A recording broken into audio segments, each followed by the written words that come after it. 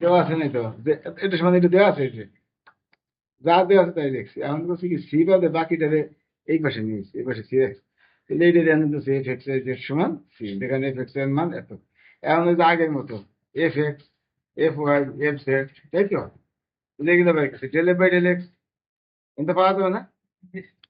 তো এই এক্স এর সাপেক্ষে যদি করি কি হবে, এইটুকু তো ধরবো, এই জেড বাই নিচের টুক, শুধু এই এক্স প্লাস ওয়াই কিন্তু ওয়ান হবে। ওয়াই এর সাপেক্ষে যখন করবো তখন z by three z plus one, এইটুকু তো ধরবো, এক্স প্লাস ওয়াই কিন্তু ওয়ান নাই। আর জেড এর সাপেক্ষে যখন করবো তখন তো এক্স প্লাস ওয়াই ধরবো। যে u by v method, two by z নিচে হলে u by v, v square, v d d x of u আর u d d x of v, এইভাবে আমরা করলাম। এই কথা বুঝতে পারছি? তাহলে আমাদের কত হয়, এক্স প্লাস ওয়াই হয়, ঠিক লাগেনি? Plus y three z plus এত, এই হলো হয়।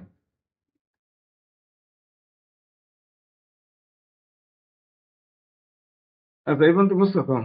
এবার আমরা জানি ডিফারেন্সিয়েশন করছি u by v method, v square v d d x of u, u d d x of v, আমরা এরকম পাই না। কারণ আমরা জানি একের উপর লম্ব এটা কি তো- বাদ গেছে স্যার? হ্যাঁ না না না, নিচের দ্বারা ডিফারেন্সিয়েশন করছে না, জেড রে না না না, মানে এটা ক্যালকুলেশন করে যে x প্লাস y পাইছে না, তাই এই যে আগে কাটাকাটি গেছে। ওইটা কাটা, জেড থ্রি জেড কাটা কাটা যায় তো ওয়ান ওয়ান থাকতেছে। ওয়ান দিয়ে এক্স প্লাস ওয়াই কিন্তু তাই হবে। কি কথা বুঝতে পারছো? আচ্ছা, এবার একের লম্ব তলের সমীকরণ, এটা হলো সূত্র। এই যে লম্বতলের সমীকরণকে আলাদা নাকি আবার এটা? আগে তো তা ছিল না। লম্ব তলের সূত্র হলো যে p del by del x, এটা হলো সূত্র। মানে এই সূত্রে মান বসে দিচ্ছি, p into del by del x এর মান কত বেশি হয়েছে এইটা, q into del by del এর মান এইটা বসাই, আর ডেল বাই ডেল এর মান এইটা বসাই। আর কিছু না। তাহলে আমি কত এই কাইটে দিচ্ছি, বুঝলো না? এটা দিয়ে গুণ যদি করি, গুণ জি, স্যার। করলে p z and q z এটা কাটা যাবে, আর এখানে একটা কমে যাবে না? এটা দ্বারা গুণ করছি পি জেড প্লাস ওয়ান দিয়ে, ডান বাম পক্ষ থেকে গুণ করছি। গুণ করলে কি এটা হবে, বুঝছো না বুঝো না? জি স্যার।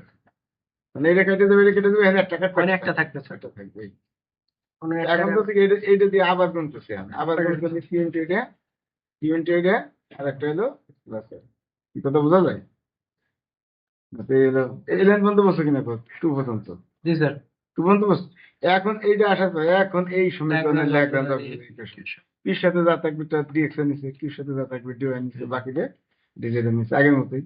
এখন প্রথম দুটো নিচে, প্রথম দুটো নিয়ে এটা কাটা যাবে না, ডিএক্স বাই জেড থাকবে আর ডিওয়াই বাই, ডিএক্স আর ডিওয়াই থাকে। ও এটা পুরোটাই কাটা যায়, নিচে এসে পুরোটাই কাটা যায়, ডিএক্স সমান ডিওয়াই তাই। তার মানে ইন্টিগ্রেশন করলে ডিএক্স করলে এক্স, ডিওয়াই করলে ওয়াই, সি ওয়ান। তার মানে পরে আবার এটা বাম পাশে নিয়ে সি ওয়ান, এখন আগের মতো। এখন এই যে আবার আবার করছি কি পুরাটাই সব কটা নিছি, আর নেওয়ার পরে ধর কি করছি, এটাতে এক্স দিয়ে গুণ দিছি, এটাতে ওয়াই দিয়ে, এগুলো করে নিতে হবে তোমার। এগুলো গুণ করলে জেড এক্স হবে না, গুণ করে দেওয়া হয়। এগুলো হয়তো হিসেব করে নিয়ে গুণ করে দেখতে হবে আর কি। সমস্যা নেই এগুলো যে আগে শিখেছি সেটা বোঝা নেই, আগে দেখতে হবে কত কত গুণ করলে মানে মিলে। দাও এনে একটা জিনিস বোঝার বিষয় আছে কি, তুমি একটা কাজ করতে পারো যদি তোমার বোঝার একটু সহজ হইতে পারে। এই জিনিসটা আমি একটু সহজ করে দিই, তুমি এইটা এখান থেকে পারবে না, এই পরীক্ষার সময় তো এই মাথায় আসবে না যে এটা বিয়োগ করতে আসবে, বলা যাবে। এটা কি মাথায় আসবে, মনে আসবে না। মানে এটা এই টাইপের কি মাথায় আসাটা মুশকিল আছে, তাই তো? এই জন্য তুমি এক কাজ করবে, এটা করবে ডিএক্স, এটা গুণ করে ফেলাম, সমান সমান ডিওয়াই, কি কথা বলছো? আচ্ছা সমান সমান এটা দিয়ে গুণ করতে সকল পাশে জেড ইন্টু থ্রি জেড,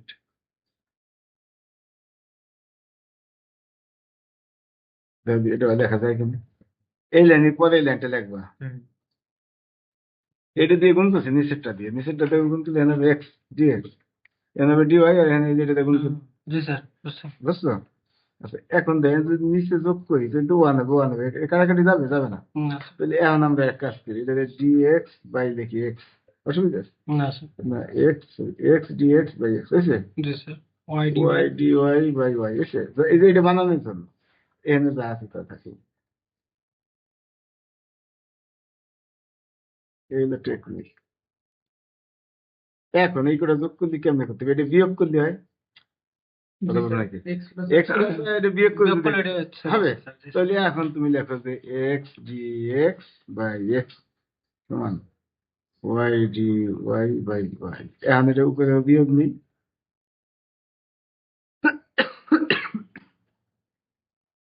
উপরে বিয়োগ নেই, নিচেও বিয়োগ মাইনাস নেই। এক্স মাইনাস ওয়াই অথবা মাইনাস বি।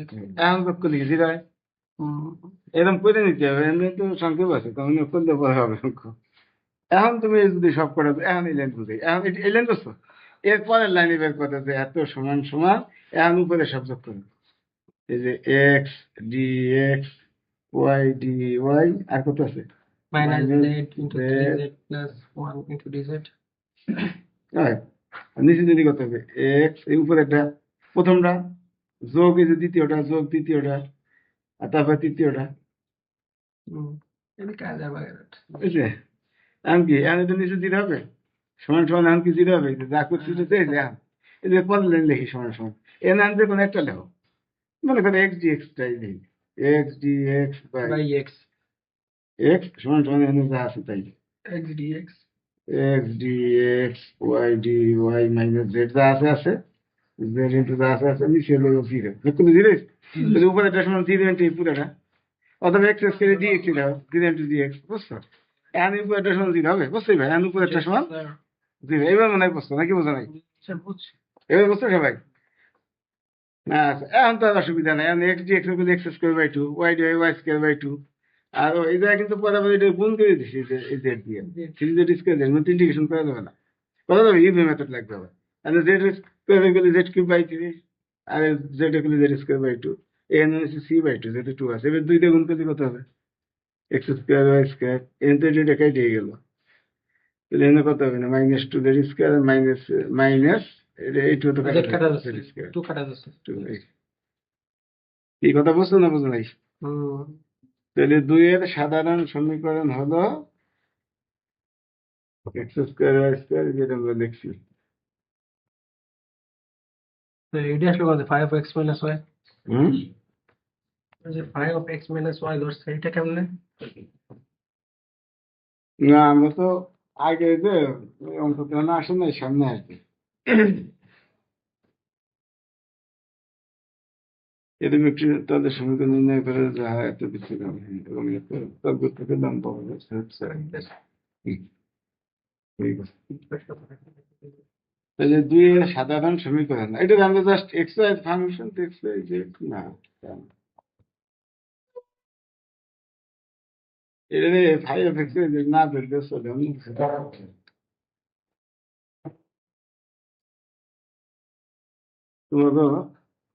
তোমাকে এই লাইনটা বাদ দিয়ে দিই।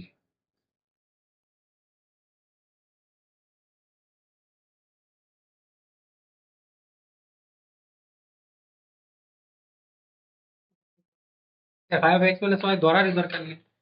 ধরাই দরকার নেই না, এটা তিন দিয়ে দিই, ওটা দোষ অন্য কারণে দরকার নেই। এইটা কি উল্লেখ আছে স্যার? এটা না দুইয়ের সাধারণ সমীকরণ দেখলা সমস্যা নেই, এর লেখা এই স্যার এখানে ধরছে যেমন যে এত সমীকরণ 1 বিন্দু গামী, এটা কি না উল্লেখ আছে? তিন রেখা, এটা তো প্রশ্ন দেওয়া আছে, x square square one Z one তো প্রশ্ন দেওয়া আছে, এই যে এক্স স্কোয়ার স্কোয়ার এটা ওয়ান, তো সবই দেওয়া আছে, খালি খালি আমি 5x minus y ধরবো।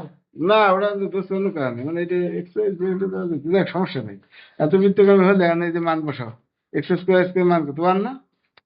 এটুকু one, sir 1। Two into z এর মান আছে ওয়ান, এই যে one z square one square, এই জায়গায় লিখলাম, এটা না বদলে সি টু, এই যে, হ্যাঁ কথা বুঝছো?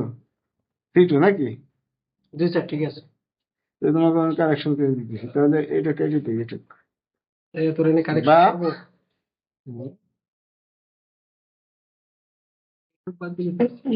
তাহলে ওয়ান, এই কথা কেন, এটা ওয়ান আর এটাতে মাইনাস টু, এটা ওয়ান, তাই তো সমান সমান সি টু, সমান সমান সি টু হয়েছে। যদি বা কত হয়ে যায়, -2 ও জিরো হয়ে যায়নি, জিরো দিতে যায়, দেখো না তুই দেখছি মাইনাস টু থাকে, মাইনাস টু সমান সি টু বা সি টু সমান সমান মাইনাস টু, তাহলে এই সি টু জায়গা মাইনাস টু বসাই দাও, নিম্ন তলের সমীকরণ, এই যে সি টু জায়গা মাইনাস টু বসাই দাও, এই সি টু জায়গা বাস, এবার তো শুধু এই সমীকরণ বাদ দেওয়ার দরকার নেই হ্যাঁ, সিটু বসাই দিলে হয়ে যাচ্ছে। ওটা একটা কারণ আছে, এটা ধরছে যে তাদের সমীকরণ তো সমীকরণ না কারণ সাই এক্স ইন্ডেকশন করছে। কি কথা বুঝছো?